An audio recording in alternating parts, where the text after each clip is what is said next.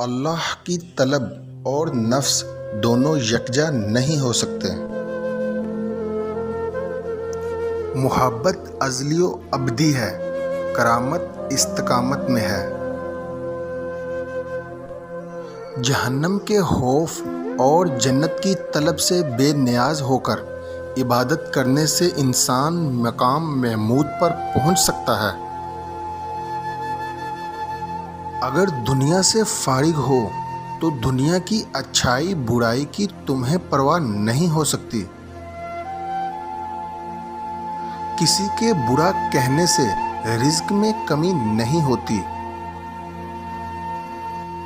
اللہ سے محبت کے دعوے میں صداقت یہ ہے کہ اس کی فرما برداری کی جائے۔ مجھے اجر و ثواب کی امید اس وقت ہوتی ہے جب اپنے اعمال و عبادات کو ہلکا سمجھتی ہوں، جس سے اللہ راضی ہو جائے۔ اس کے رزق میں کمی نہیں ہوتی۔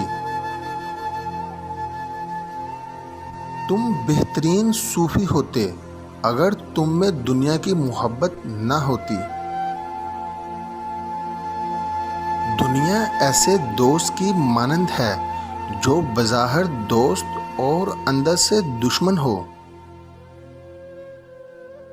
اللہ کے کرم سے وہی لطف اندوز ہوتا ہے جسے اللہ نے اپنا قرب عطا کر دیا ہے۔ اگر تم یہ جاننا چاہو کہ فلاں شخص جنتی ہے یا جہنمی، تو اس میں اگر یہ 4 چیزیں پاؤ تو سمجھ جاؤ وہ جنتی ہے۔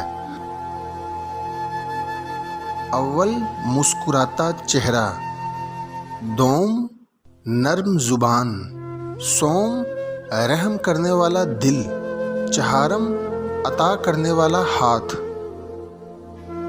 اللہ پر توکل کرنے والا کبھی مصائب کا شکار نہیں ہوتا۔ اے نفس، تو اللہ تعالیٰ سے محبت کا دعوے دار بھی ہے اور اس کی نافرمانی بھی کرتا ہے۔